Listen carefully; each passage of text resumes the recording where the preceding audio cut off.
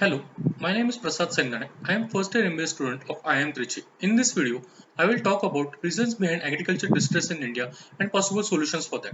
Indian agriculture has made commendable progress after the Green and White Revolution. Food and production have reached the record level in 2017-18. Despite spectacular rise in agriculture production, Indian farmers continue to languish in poverty. Distress among farmers has been mounting in the recent past. We will discuss each reason in the details. First is the rising cost of cultivation. Particularly labor cost and cost of inputs like fertilizers is the main reason for non-viability of cultivation. Second reason is the ineffective minimum support price system.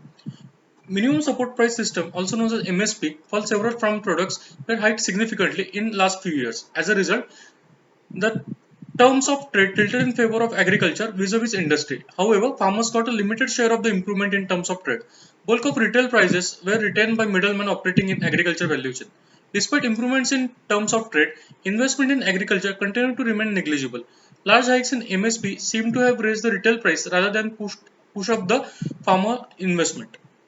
Rural indebtedness is another reason.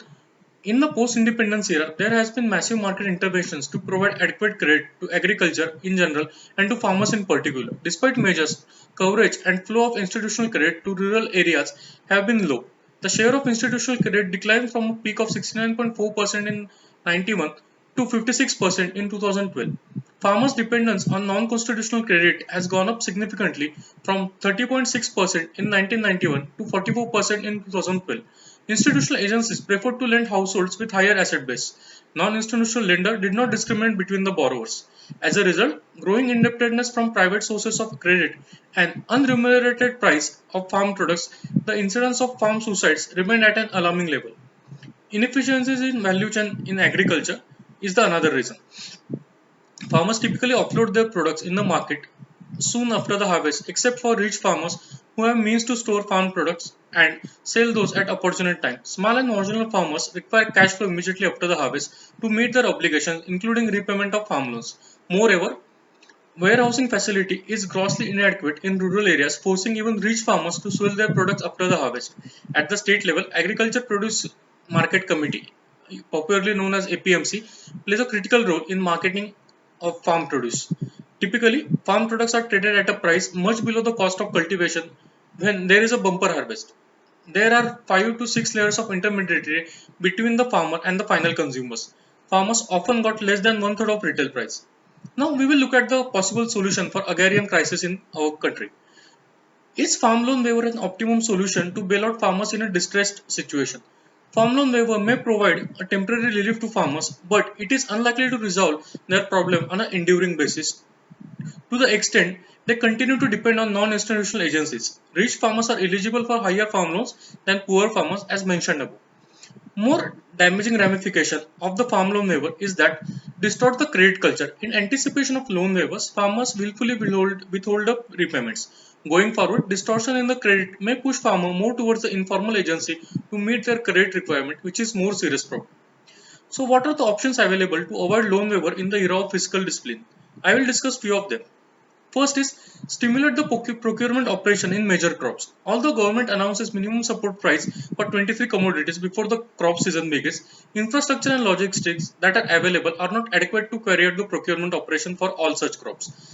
There is a vast agriculture market for crops that are not covered under MSP. Farmers may face distress sell in those commodities as well.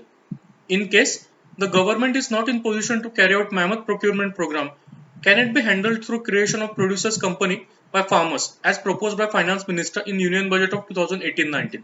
Since this is a new experiment, it may take some time to be successful in eliminating APMC from agriculture value chain and provide remuneration prices to the farmers. Strengthening forward markets. Theoretically, forward and future trading of the farm produce products provide a market-based solution to hedge market risk and price discovery. Currently, there are forward trading for a few agricultural commodities. Derivatives as cash settle and speculators and traders are dominant in the market. Forward trading in India has not been very successful in hedging the risk of farm produce for various reasons such as lack of deepening and widening markets leading to speculations, lack of standardization of products and poor warehousing facilities. As such, forward trading in all farm products may be very difficult to introduce.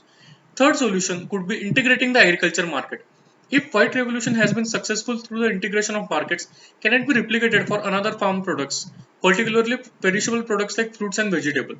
In order to integrate wholesale markets relating to major farm produce, the central government has set up an pan-India electronic portal named INAM, Electronic National Agriculture Market, which provides a single window for all APMC market related information and services.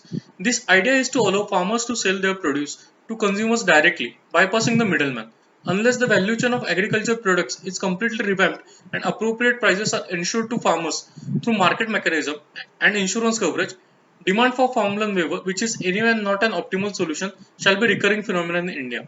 In short, it is an important to address agrarian distress in totality rather than looking at it as a short-term solution like farmland waiver.